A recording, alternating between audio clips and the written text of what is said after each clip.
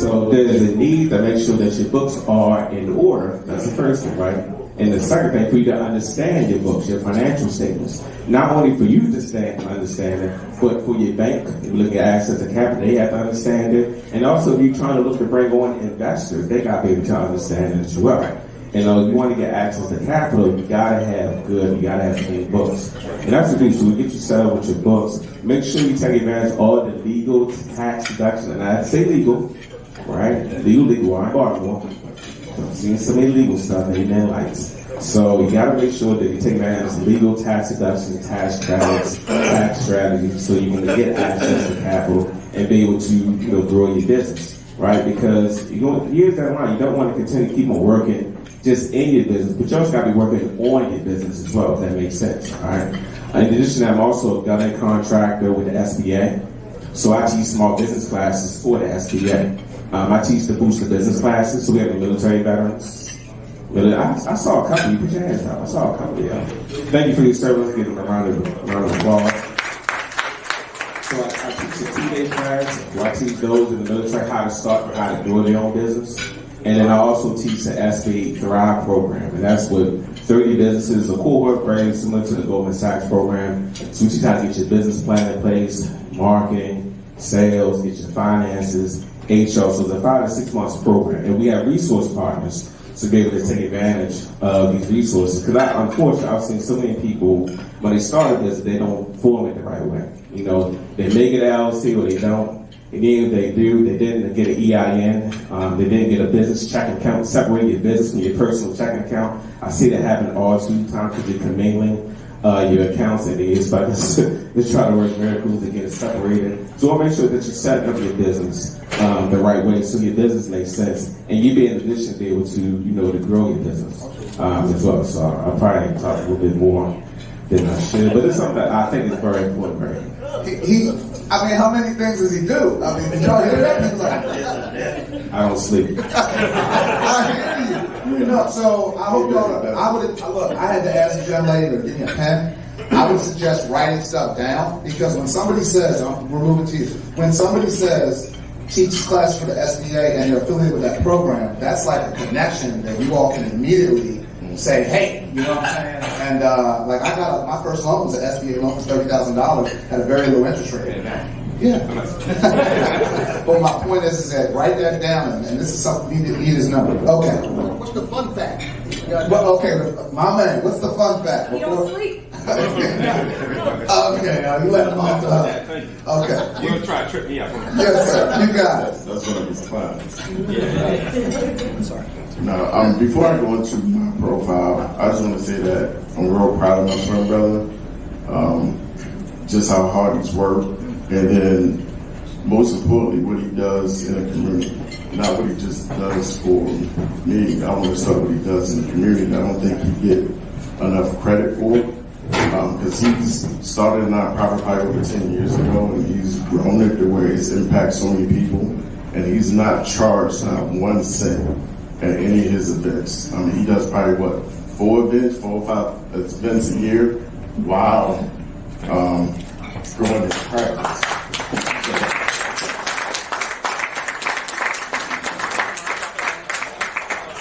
They got proud. It's early. I'm just real proud of him because to be an African American in the financial industry is not easy as well.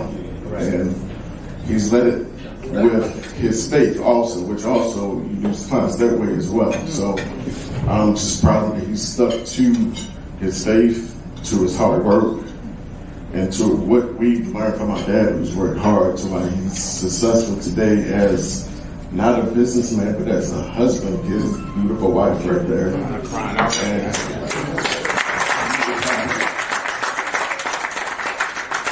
I know about myself. I dance. So, as he alluded to, I'm a commercial banker for JP Morgan Chase. Been in banking for too many years, for about 20 years. Got my start in 2001. I was fortunate enough to get a football scholarship at the University of Connecticut. Did an internship for Fleet Bank, who bought off our Bank of America. Worked for Bank of America for 10 years, and then transferred over to Wells Fargo for a couple of more years, and then to PNC for a couple more years after that, and then I got recruited to JP Morgan Chase as a commercial banker. I'm the only one in commercial banking that looks like me in Baltimore. I probably was the first person of color to get hired in commercial. But I worked at Wells and also worked at PNC. I did a lot of commercial banking, but I wasn't in that position.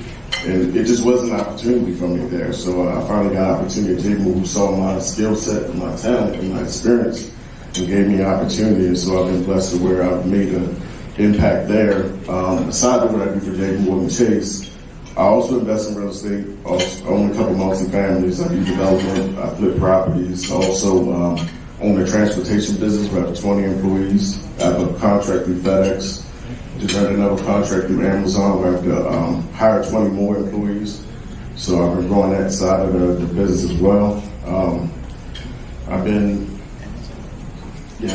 So on the personal side, I've been married for 12 years. I have 2 beautiful children. My son is 6, my daughter is 4. Bought the wife the big house out in Westlands that she likes. And you know, we homeschool, which is a big challenge for my wife.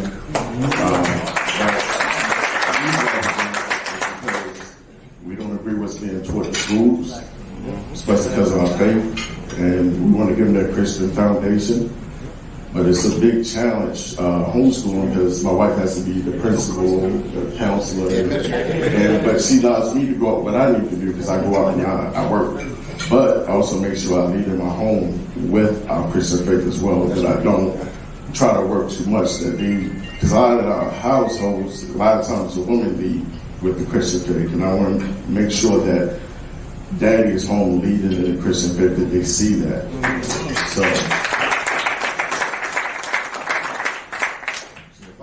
Fun fact.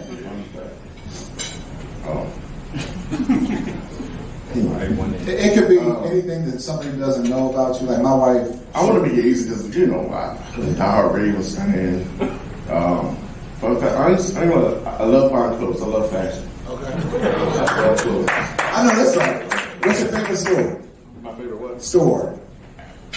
No, all of them. I bought something from Armani Exchange, Express, J. Crew.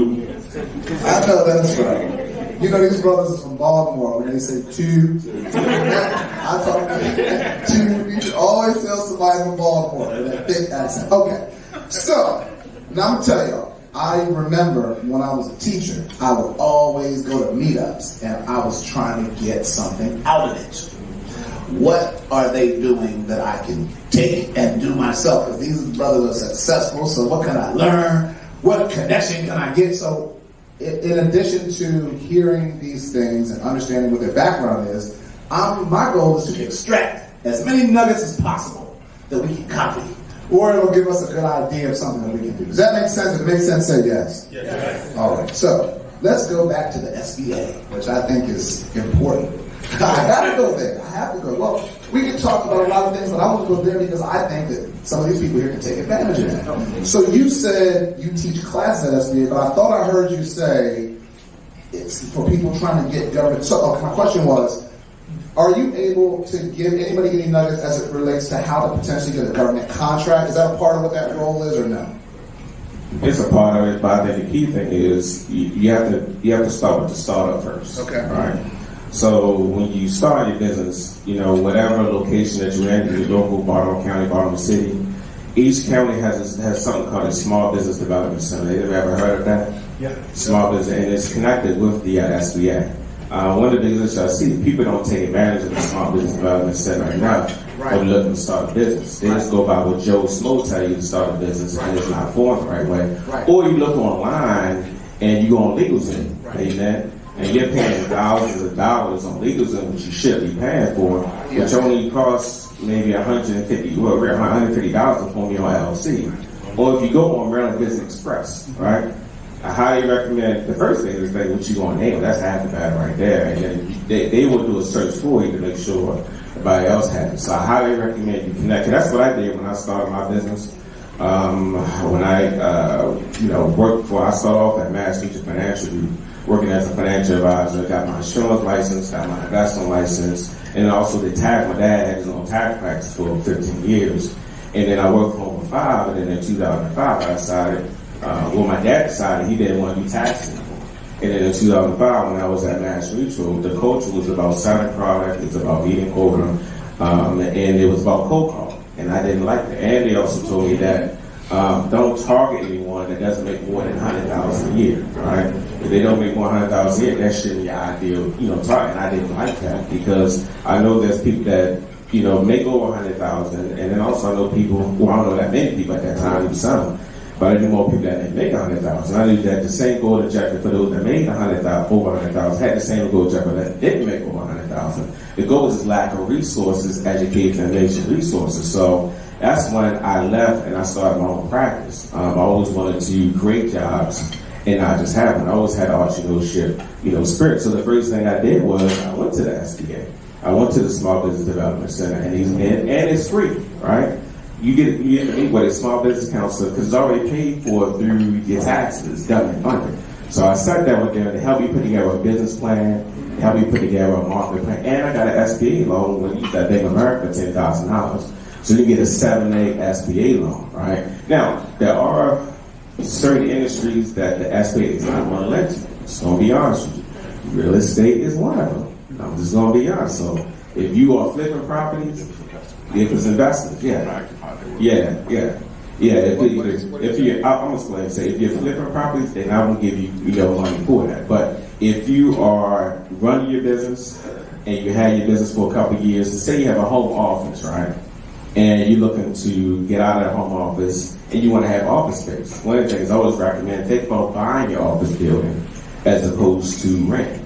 So you can do it that way where you can use the SBA to buy your office building. But you can't use that funds to be able to flip properties. But you can't, it has to be owner occupied. As long as you occupy 51% of the space, you can rent out the 49%. So I actually bought my office building in 2018 on 25th Street. I bought it for $150,000. I actually bought it at auction. Right? They gave me 60 days to close, which is great because the SBA takes longer to close. And the key thing with the SBA, they actually don't give out money; they just guarantee it. You still got to deal with a bank, with JP Morgan Chase, and they just pretty much guarantee loans. So say if you default on it, you're not going to owe JP Morgan Chase anymore. You're going to owe the government. You don't want to do that, right?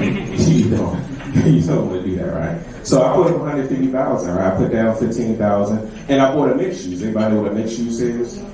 So it's an office, it's an apartment on the second floor, and then my office is on the first floor. So I occupied the first floor, and I had the basement. So that tenant upstairs pays my mortgage, right?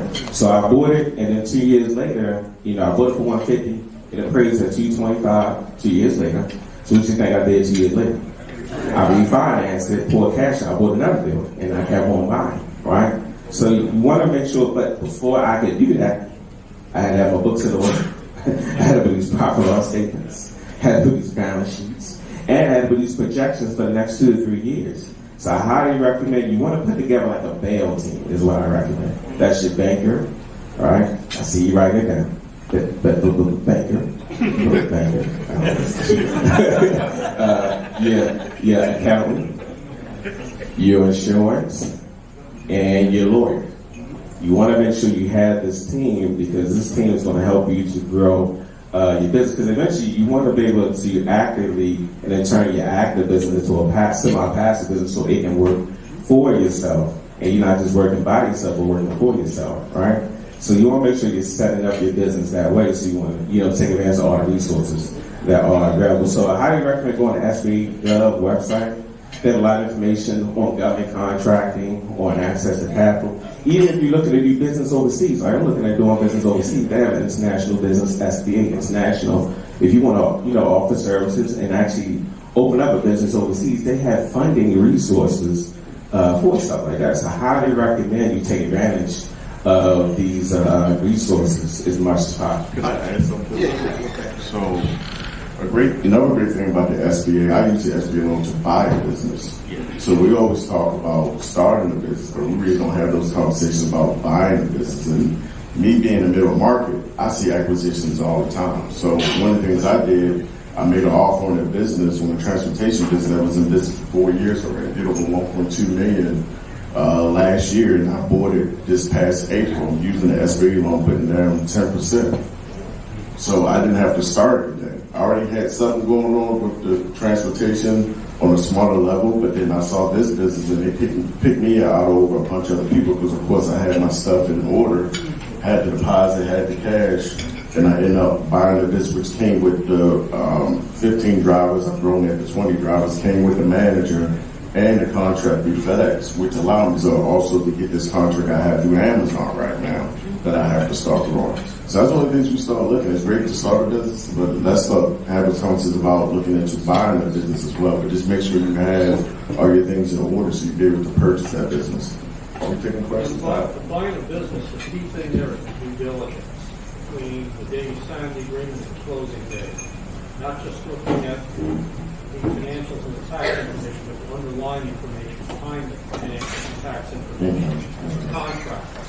Or if it's a D2C business, the merchant account printouts. So we have an attorney right here who is, when you're looking to buy something, we want to make sure that you have the legal part to make sure that, because you want to get an appraisal done, and you definitely have to do due diligence because, they can put things in paper on one end, but you want to make sure that you're doing the back end and make sure that that thing is accurate. And that is true, and which I think is great was what he was saying. I think the key thing, great, my brother was always saying as well, is like, at the end of the day, just like when you're buying real estate, say you're buying an apartment complex, usually there's tenants in there, you're buying cash flow, right? And it's the same thing with a business. At the end of the day, you're buying cash flow.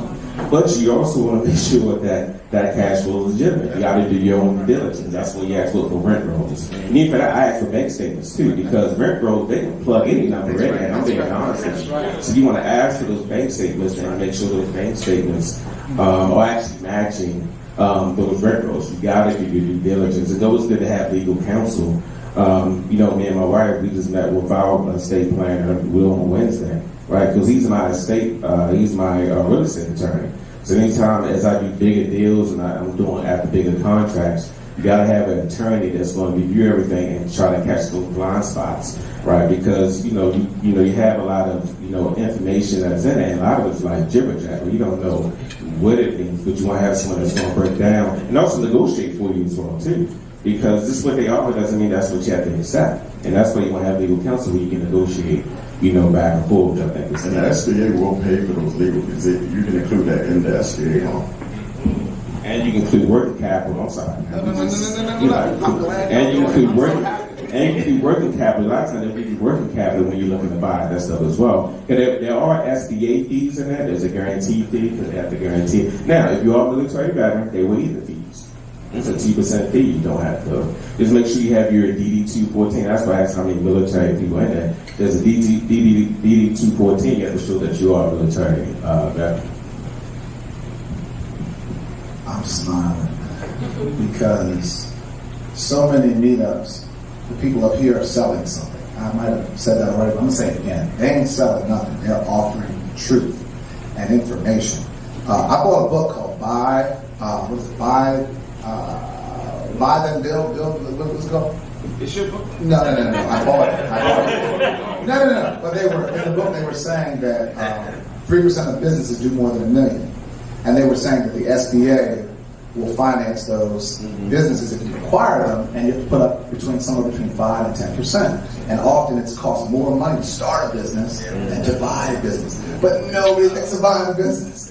So I got stuck on I'm trying to find a business to buy. Right? So I'll be talking to you because that's important information. Okay, sure. There's a website called BuyBidSell, right? .com that you can actually go in there and you can actually put in anything. So it can be a transportation business for sale. It can be a real estate company for sale. So you can actually Google something. A lot of these sites, just make sure it's a legitimate site. You want to check, but they have it where they have a lot of the information. But you do have to sign it up. I think it's BuyBidSell. That's what it's like. BuyBidSell.com. You can buy this sell, and then where I put mine was on route. There was 2 Indian guys that owned it and listed it in my book. And route usually bring FedEx, not even FedEx and Amazon. But if you're just looking to buy like any business, you want to do BuyBidSell because 20 different businesses on there that people. Is it like it's biz bicycle? Yeah. Biz bicycle. So yeah, they have a lot of businesses that people are just retiring or they're looking to move into another industry and they look, but you have to sign an NDA first, right? So you don't share with other people. And once you do that, you do have to show you got money for the down payment, right? They want to show to see that you got the proof of funds, is what they say. You got to be able to show that. And then also you got to have a business plan. In place of how you want a business, how you want to operate that business, because nobody just don't give you money, it's all a share will. But you got to have stuff in place when you do this stuff. That's right. That's right. Okay, so you know how we buy real estate, we like it off market. You know, we don't want it on the MLS. I was afraid of looking at these websites because I was like, oh, they can't be working on it because they're available to everybody. So I was looking off market, but it sounds like you guys are saying go into that site and then you can negotiate. So I love it. Okay, you want to? There you go. That's another thing too is if you go after these businesses and it's already under contract, they may say, I got another business that haven't hit the market. Right. Just like when you talk to a real estate person and it already done hit, it went off the market. But they have a list of other portfolio of other real estate stuff that they actually not going to hit the market at. You can actually negotiate with them before it hit them. So it's all about, I would say, relationships, resources equals revenue. Call it 3R. Doesn't that make sense? So relationships, resources equals revenue. So it's all about building relationships, right? Because if you talk to them, they'll say, yeah, hit them up, well, what else you got, right? And then you can kind of have that relationship where anything about hitting the market, they can reach out to you first before it actually hits the market. So I've gotten some good amount of deals. Ooh, okay. So, which one of you has done or is doing a LIHTC deal? Okay, that's you. All right. So are y'all familiar with both of you guys? Yeah, full. Are y'all familiar with those types of deals? Would you like to know more about it? Yeah. I figure I'll just touch on it because it's real. Yeah. So, I guess this is how I got a little bit more into real estate. I started doing the bird method. So buy a 2-unit apartment complex with tenants in there. And then I would renovate with the tenants in there as well. Go apartment, because we're both brokers or apartment lenders. But what I would do is I would put a bathroom, put a little kitchen in there. I can't put a full kitchen, and then you got to get it rezoned for a third unit. And they can classify as a wet bar. And then we'll refinance and pull the cash out and keep on doing it. Well, this is where faith comes in. In 2020, I decided I wanted to go bigger and higher, right? Because my purpose of real estate is I want to improve the quality of life for the residents in the city of Baltimore. I have a problem with too many of people, especially that look like us, that live in poverty and they live in inequality. It's unacceptable. We grew up in Baltimore, we grew up in Park Heights. In the 80s, it was a brutal place to look at, and in the 90s, that's when crack hit. And if you go by that now, there's development going on now, but for like 30-something years, it's been boarded up vacant houses. I got a problem with that, right? It's unacceptable, right? So my purpose is to do something about it. That's why I've been buying, right? Unfortunately, when I buy from people, they don't look like me, right? So when I'm buying it, there's lead in there, so we make it lead safe. Can't make it lead free because it's not redeveloped, but we can make it lead safe, new kitchen, new bathroom. And the blessing, the perk that I love is that when I'm dealing with my tenants, they'll say, you done more for us in 2 weeks than the last landlord did in 2 years. Like, I love that. That's like, you can't put a price tag on that, right? And I love doing something. And then we're able to provide resources because I have a nonprofit. So with my tenants in there, I had one tenant in particular, she worked for a security company. She was a security guard, right? I had a good relationship with John Hopkins. Number one, she didn't have no health insurance. That's a problem, right? So I was like, look, you need to think about working for an employer that's going to give you health insurance. So I got her connected with someone that I knew at John Hopkins, and now she works for John Hopkins as a security guard. Now, in addition to that, now she can tap to live where you work, because in 2-3 years, I say, look, we need to help you to buy a house. This is a temporary thing. I asked her, what are you looking to do long term, right? And what we do, we offer free financial counsel with her. So, look at her bank statements, help her put together a budget, her finances. And in 2-3 years, she even said this. She said, when I'm ready to buy, I only want to buy from you because I rehab houses in Park Heights, right? Because we built that relationship as a pipeline, right? And that brings me joy in anything because now, again, I'm proving that quality of life for her. new kitchen, new bathroom, put a washer, dryer set. These are things that, basic things that people need, but they don't even get, but they accept it because that's what's offered to them. And that's a problem. And we have an opportunity to change that. That's God's purpose and plan for my life is what I enjoy doing. So then in 2020, I decided I wanted to go out for a 12-unit apartment complex on Caroline Street. 9 of the 12 units was Section 8 with tenants in it was already cash flowing. And we already know how 2020 was going, right? With the economy and all that stuff. But this is where faith comes in, right? This is where I knew that this is something that God had called me to do. This was during the economy and everything, and COVID, and a lot of people was afraid of buying. I wasn't afraid because I knew this was something that God had in store for me. So I put stuff in place. I reached out to anybody heard of reinvestment funds. So there's SBA, but then you also have CDFI. Has anybody heard of CDFI? These are nonprofit organizations where they actually give you funding there's one called Baltimore Community Lending. If you're looking to get access to capital for startups, and if you also be looking to grow your business, they got money for businesses and they got money for real estate. So they get money from big institutions where they donate it to them and they get a tax write-off, and then they lend it out to small minority-owned businesses. So look into CDFIs. So I actually reached out to the Department of Housing and Community Development, which is on the state side. They get money on the state. It's called the Neighborhood Works, Department of Housing and Community. They say that they only do 50 units and up. I said it's okay, but they got me connected with reinvestment funds. And they actually finance 80% of the project, right? So then I had to come with 20% down plus closing. Now it was already cash flowing, right? So what I did was I formed something called a real estate syndication. What syndication is? Of course, I'm probably going to use it for my next deal, to be honest with you. So it's operating agreement, private placement memorandum, subscription agreement, correct? Yeah. Okay, I'm just making sure. I'm just checking. And Form D. Yeah, and Form D, because they had to register with the SEC, right? Paid a buttload of money, right? But what I did was I reached out to, I'm been lucky where I have clients that I reached out to, and I put together when we buy this property, because it needed a lot of renovations. We bought it for $705,000. They also gave us a rehab budget, right? And the after repair value, they said is around $860,000. I think we get close to $90,000. It's 5 blocks away from Johns Hopkins, right? And there's a lot of development. So all this I put in the proposal, right? So we got rid of the proposal, and then we presented to my investors, where we gave a 10% annual return, paid out quarterly plus 2% split of the net profits, right? So I got investors to invest $25,000 each into it, because the key thing is you can't just say, I don't have the money. The key question is where you're going to get it. There's money out here. There's money from banks, but there's also money where other people are actually looking to invest as long as you got a good deal. So there are ways out there. You just got to have a plan in place, right, for what you're going to do with it. And that's what I got other investors we was able to close on 2 years ago, and we're actually in the process of refinancing it right now. Now, me doing that 2 years later, I bought another 12 unit in Park Heights, same thing.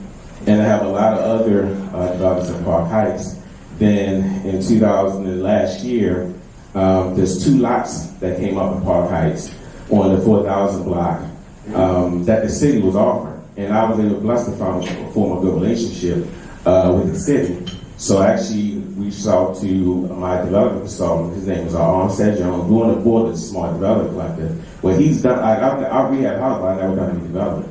So I reached out to him, and he actually helped me put together the proposal, the performer, because you gotta show a performer, the plan in place. The other thing too, this is where it gets political. I had to get a letter from the senator, I had to get a letter from all the 3 state delegates, and I had to get a letter from the council person supporting me actually going after this bill.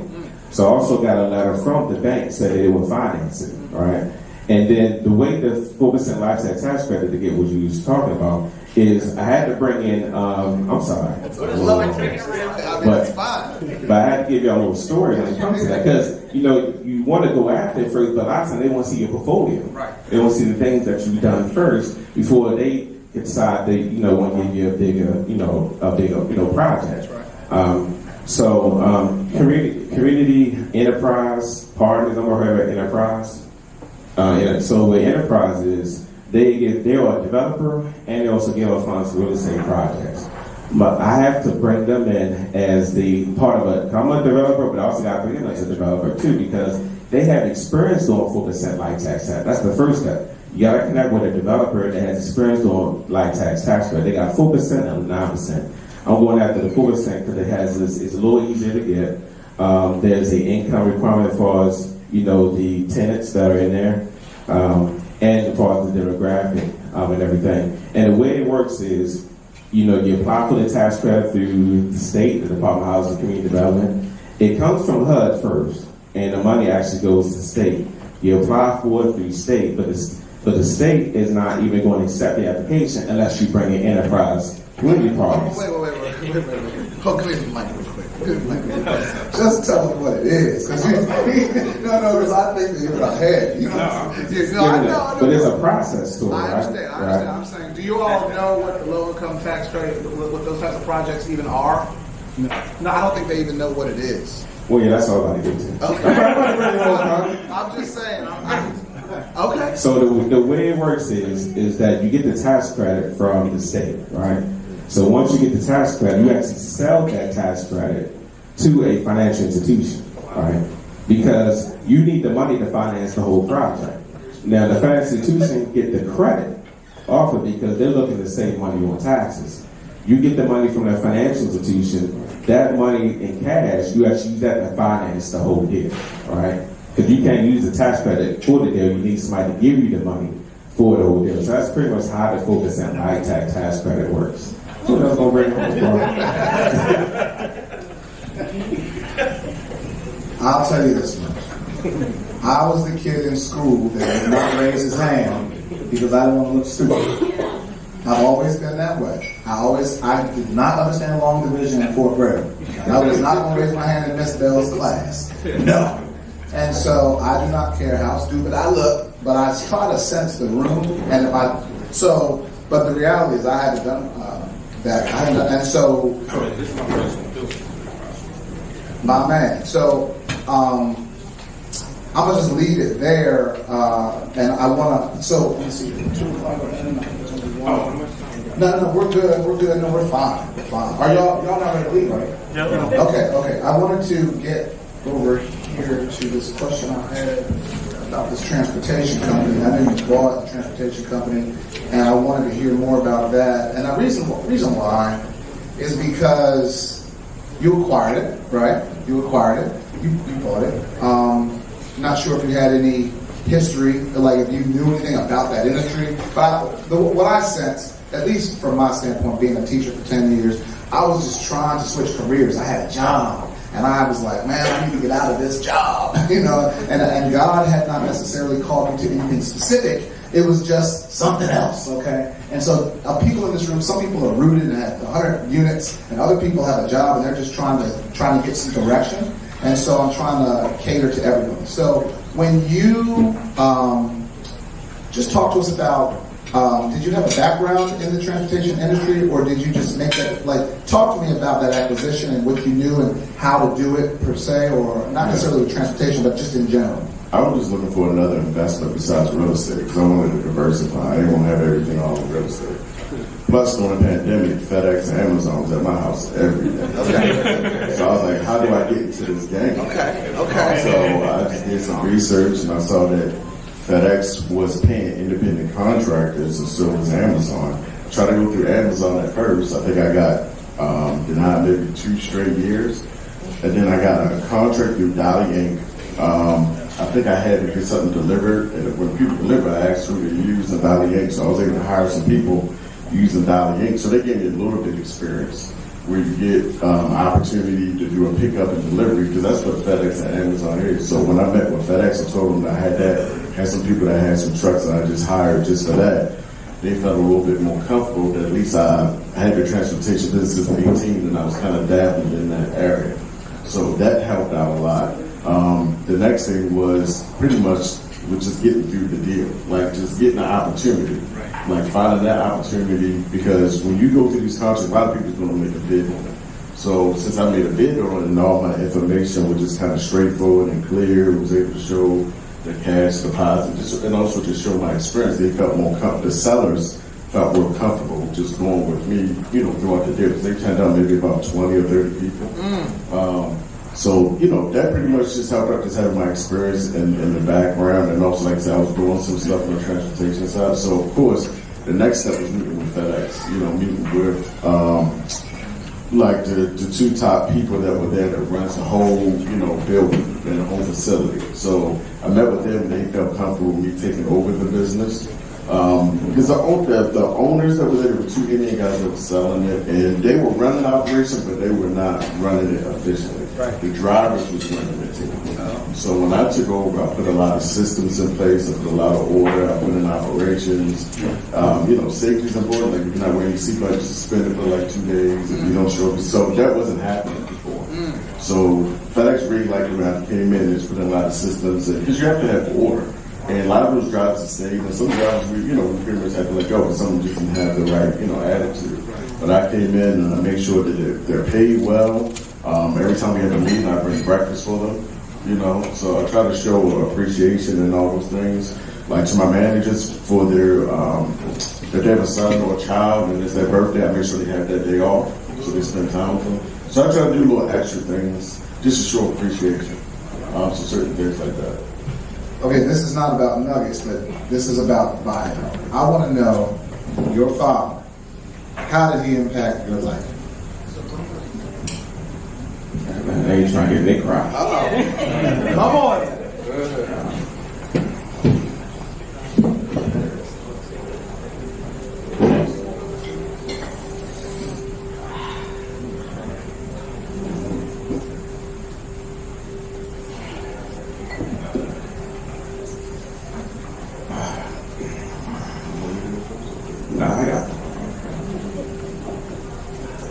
So, we were born in Chester, Pennsylvania. We lived with our biological mom for 2 years. And then when we turned 2, she decided that she wanted to put us up for adoption. So, Dad got out of grad school and became a single father and raised us by himself in pockets. If he didn't do that, I don't know where it would be. And I'm thankful that he did that he sacrificed his life.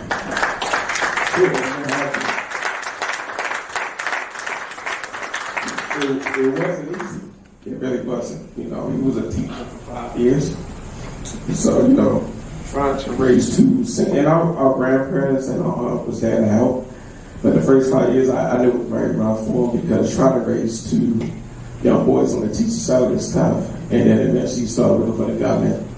And things got a little bit better. But I would say that we had a blessed childhood because we grew up in an impoverished neighborhood, which is, of course, Park Heights, but we didn't grow up in an impoverished household, if that makes sense, because there was a lot of love, a lot of family there. And there were the things that we couldn't do that our friends could do, right? It was just very strict. We couldn't go down the street. We couldn't go in. We had to stay at home until we got home. And one of the life lessons that our dad taught us was, at first we were always, we get some money and we would always go to the candy store and buy candy. And my dad would say, you waste your money. Why don't you wait till I get home? And then I'll take you to the grocery store and you get $2 or $4. All right, so there's no life lessons that he used to teach us. But I really thank my dad so much because, growing up, I was the bad one. So I used to, I was the one that was lazy, the one that was selfish because, growing up without a biological mother, it infected both of us. And what I'm very thankful for my brother and I admire him was that he was mature enough to handle it. Like he always got the grades, did what he was supposed to do, and I was the total opposite. I was lazy, I was selfish, and then that lazy and selfishness turned into a bad temper. So I had a lot more dark days than good days. So my behavior and my grades reflected it, right? So, I barely graded from high school. My first year at college, I couldn't go back because I hardly did, my work. So then I actually had to stop following my plan because my plan was the devil when it was darker because I wasn't just doing what he wanted to do. And I had to find Jesus and find a light and start following what he wanted me to do. So I decided that I wanted to follow, the Lord and Jesus Christ. And when I did that, doors started opening. I saw it with my dad and his tax practice because I was at home. And I worked for him and I worked full-time. I went to school part-time, got my associates, started working. And then I went out back and I went to get my degree in accounting. And when I actually got my degree in accounting, I graduated with honors and a degree in accounting. And then when I was there, I formed something called a NABA student chapter, which is a National Association of Black Accountants, which is, we have a lot of, firms that come in, and we got them to come in, got them to hire more minorities because of that, because they wouldn't get scholarships, they wouldn't get internships. So I thank God that he was actually able to use turn my darkness into light, usually for his glory. So now I'm able to make an impact and a difference in life for other people. But our dad is still alive. I was hoping he'd be able to be here today, but I'm actually getting an inspection done at 11 o'clock on the property with the city. And he didn't want to leave. I told him to come, but he didn't want to leave. But his light is here, right? And his light is shining through both of us. So.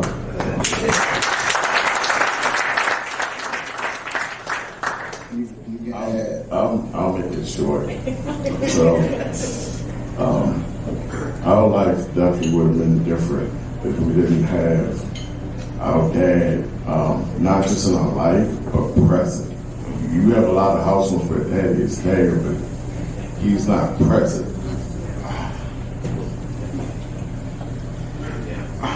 He was present. He showed us a lot of love.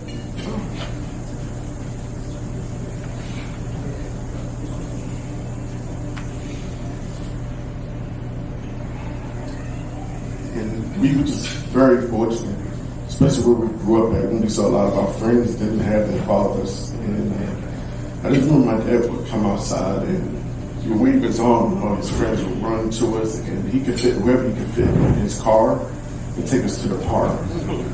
I mean, my dad was just selfish. He was the biggest heart anybody ever.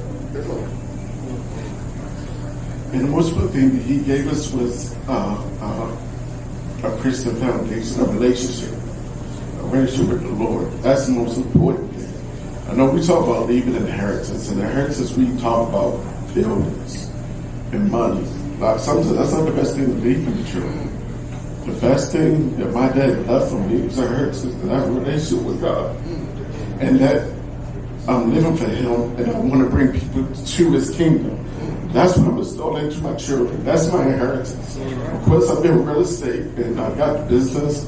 My children have a relationship with the Lord. I didn't leave anything. I didn't leave an inheritance. So that's my whole support purpose. And that's why I live for him.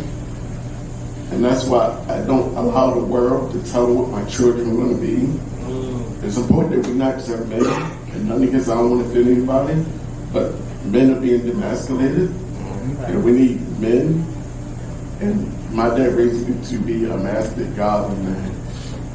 And that's the most important thing that I can give my children, is that they have that foundation in Jesus, and that they're going to continue to have that, continue to go on to their children. Because if I didn't, and it's just all real estate and anything else, I didn't leave an inheritance.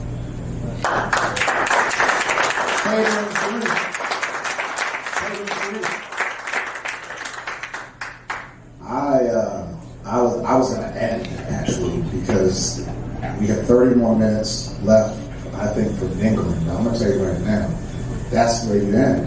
That's where you end. We have a ton of nuggets. Y'all heard what that was right there. Clap it up one more time. I wanted to allow an opportunity for Q&A. So, I got one thing over there. I guess we're in a small room. Does anybody have a question they'd like to ask Taber or Sharif? Yes.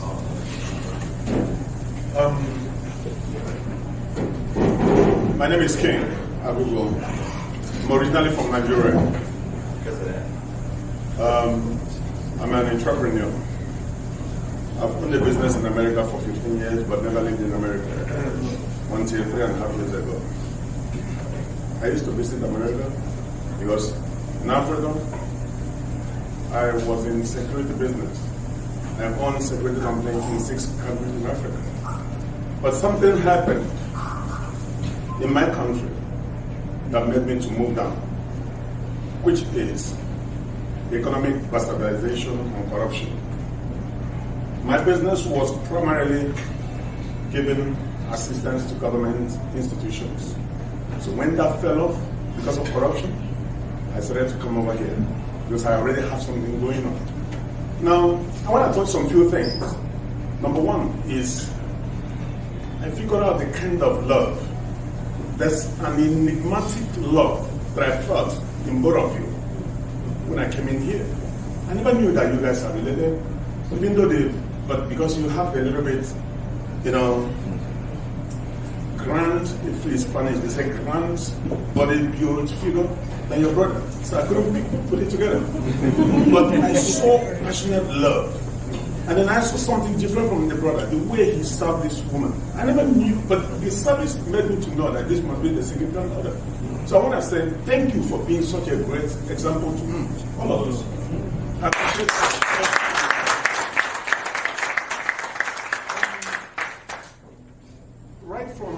I came from a family with Christian background. I was raised in a well-to-do family. And I got hold of life. But growing up, I grew up like somebody who came from a poor home. Because of values. We are meant to know that if you need something for education, you're going to get it before the school opens. You need something for fun? No. You're going to do something to earn it. So coming out from that background made me, it's more or less, I had my dad, I had my mom. But they kind of made us to understand that both of them are important in our lives. Our dad always tells us, there are certain things I can do for you, but there are certain things I cannot do for you, your mom gotta do for you. So the balance was there. I want to say this because I'm divorced, but because I have a different understanding, getting entangled with a woman who had a different understanding, that it didn't balance. So I want to say, your dad is a great man. And on behalf, he's not here. If he was here, I was gonna, prostrate and appreciate him. And I want to use this to say to some of us who could be in that position of thinking of divorce or planning of divorce. If you're a man, you can never substitute the mother who carried that baby for 9 months. There's something she can do, you cannot do. And if you're a woman wanting to do this, you see, you can't do it, you can't do what a man can do. It's just like a business. If you want a divorce, first of all, ask yourself, can I be in an investment, as an investment partner with this man? Because that child becomes an investment when you divorce. Just like in a business, I don't have to live with you in the same house to be able to earn profits in a business organization with you. We're going to live differently, but we will have one vision to ensure the success of that business. So when it comes to family, it's the same way. I want to say, we should begin to look at it in that way. If we cannot exist as a very perfect strategic partners in business, with regards to the children, then we rather stick together and pretend as if we love each other for the benefit of those kids. So that is what I want to say in that regard. Now, coming to my question regarding to business.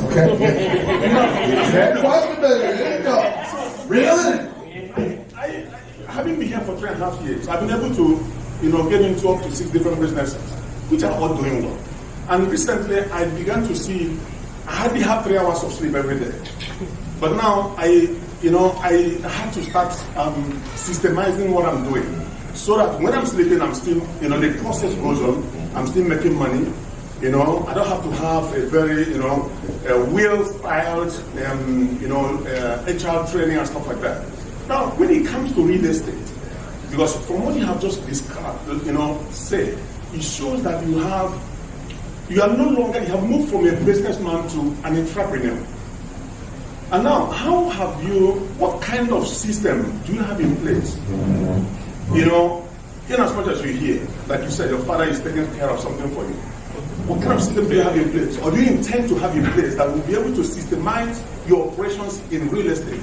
Because I'm a new baby there. I just started a real estate company. I'm going into it.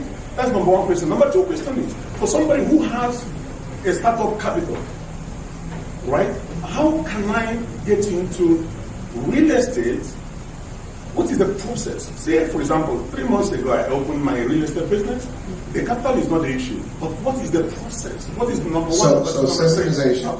Systemization was the first question. And the second question was, if you have money, or if you know some people with money, what's the best entry way to get it? And I don't know what aspect of real estate he's talking about. He just said, let's start with, and I think systemization is a good point. But systemization is hard, right? Because you are good at finding them. So these guys clearly have systemized something. Talk to us about systemization. I think the first question is when you do real estate, are you going to buy and hold or you want to buy and flip? I think that's the first question. If you are going to, buy and hold, one of the good things, you definitely want to get a good contractor. And there's more bad ones than good ones. So you want to make sure you get a good referral. And there's resources here that help. So I really think you need to get a good mentor in place. Somebody that can guide through the process and you can leverage that network and their resources. And once you have, say you have a apartment complex, eventually maybe get somebody in to help you manage it, but make sure that person has the experience and they know what they're doing. And they understand the laws of Baltimore City as well, too. The Baltimore City, Baltimore County, it can be, a challenge. So you want to make sure you leverage, resources that are here that can help you guide you through that process. And as I mentioned before, you want to have that bail team in place. What I think could be, key for. Now, there are some systems in place. You got Bill M, you have Turbo 10, you have that folio, because you got to be on the back and keep track of that stuff as far as your property. So you want to have those type of financial systems in place to keep track of, paying for this stuff. And also maybe have QuickBooks on top of it, because you buy a printer, you buy a computer, that's not going to show up on Billion, because that's just the real estate, that you're keeping track of. You got to keep track of the business side too. So I highly recommend if you don't have a good bookkeeping system, you definitely need to have. I'm sorry, I'm telling you. Got to have this. He's talking quick, boy. This gentleman's talking quick. More people don't have that than they do, and then when they're looking to grow their business, unfortunately, they say, I need a property. I'll see by tomorrow. I need to have your books in order first before I can do that stuff. So unfortunately, I can't help you. If you got the time, you can. Let's come back to the systemization question. Go ahead. You're using QuickBooks, obviously, then, right? It's one of the main, not the only one, but one of the main. Sounds like Appfolio too. I use Stessa. Appfolio and QuickBooks? Yeah, and I use Stessa. I use Stessa, which means assets backwards. Stessa. Yeah, you can put all your properties on there, and it's free. And it's like QuickBooks for real estate. Gotcha. Yeah, that's Okay. what I use. And you have rental properties as well. Do you, are you using Stessa to collect rent from I don't. tenants? Or you? So You can, but I don't. I use a couple of them. I've used from Zillow. I've used from what's the other one? I use Waybacks. So I use a combination of things. I use Turbo 10. It just depends on the property. Now, as the bigger it gets, then you want to use Appfolio or Billion, but you need to collect it as you get bigger. So like the two lots that I got awarded, we're building an 88 unit in Park Heights, so it's going to be 10 commercial, 70. That's the light tax credit. So we're going to be using that software for it. We're going to actually bring in the property manager out with me. Gotcha. Okay, thank you. So I was going to piggyback on what he said. He called it mentor, and I was going to also say partner. Okay, partnerships. We did a deal. This guy knows everything about it. We brought the money. He had the deal. He's done it before. I trust him. We did it together. And then there's just got to be some sort of, everybody has to have something they can bring to the table. So mentor, it's kind of like that. It's pretty much the same thing. Partnership, mentor. Okay, here we got enough time for 2 more questions. Yes, and then maybe one more. Yes. When y'all was speaking on the websites about buying a business, I got buybidSale.com. You mentioned another one, but I don't get it. Yeah, routeconsultant.com. Route Consultant. And that's for FedEx and Amazon. Okay. And I was wondering, did y'all offer a type of paid mentorship or something like that in that nature? Okay. Do y'all offer a mentorship? YouTube full time. Yeah. Great question. Hey, mentor. I love it. I mean, that's how, the Bible says, knock. It doesn't say stand there, look at the door. Knock. Come and open up, Yes, Mr. Vaughn. First of all, guys, it's a great tribute for your dad. Typically, those types of tributes are reserved for Unity. So you gave him flowers while he was still here. I wasn't able to make it, but Sharif, tell us about the event you did earlier this month or late last month. Oh yeah, it's called a Generation Wealth Versus Summit. We've been doing it for almost 8 years. And what made me want to do it being a financial planning and tax accounting for almost 20 years, it's a lack of wealth in low-income minority communities. And like I said, I was just, tired of seeing it. And I saw people that looked like me that looked like they didn't have lack of wealth, and those that did like the massive wealth that they had. So I thought it was good to provide a platform where we come together and we talk about how to reduce poverty within low-income and low-income neighborhoods, from education, political system, incarceration, unemployment, and that affects the poverty level that we're at. And also, how do we own and build up assets, from home ownership to real estate to investing and things of that nature. So those are conversations, a free event that we do each year in October at the Reginald Lewis Museum. We also highlight trailblazers. So this past year we did it for Otis Warren. He was the first black person to build a commercial building in the city of Baltimore. And we showed through because it wasn't easy for them to be able to be the first and to be the only. So we try to pay tribute to them. And we have resource tables. So we have the Department of House Community Development and other organizations that are giving out free information. So it's a free event where we're just trying to reduce poverty and inequality. When we think of the wealth within our communities, it's like 1% or less. And we're in 2020, and that's a problem with that. So we really try to have conversations and give out those type of solutions. So we do it through the nonprofit. We plan to do it again September the 30th, 2013. So again, it's a free. I said 2013. I'm sorry, we started in 2013. So it's 2023 is when we have the event. Next year we get 10 years. I wanted to make a point. Taber and Sharif, how many of these meetups have you come to? And we appreciate that. They've been here, and it's just like, they've been here, there are people here, and this is a networking event. You come in, talk to people, TTP, because you just don't know. I think the scripture, Tyler, what did that scripture I sent out this morning say? It said, let me read it real quick. Let me read it, because I sent out in the morning. You don't know who you might be in the presence of. Right. Angels. Yeah, and you don't know who you're talking to. Hebrews like. I put him on the spot. You have to remember that scripture. And I got two stories. I'm not going to tell them, but I'll just do the 10-second. I didn't know who I was talking to. It was the CEO of Safeguard. Then this other time, I didn't know who I was talking to. And it was the keynote speaker. And it happened twice in my life. The night before an event, I'm talking to somebody who's like the guy, and I don't even know because they're wearing a Pac-Man shirt or a cowboy hat. And I'm looking at them like, okay, because I'm talking to this person in the suit that, So you never know who you're talking to. So do not, just talk to people, and don't be judgmental.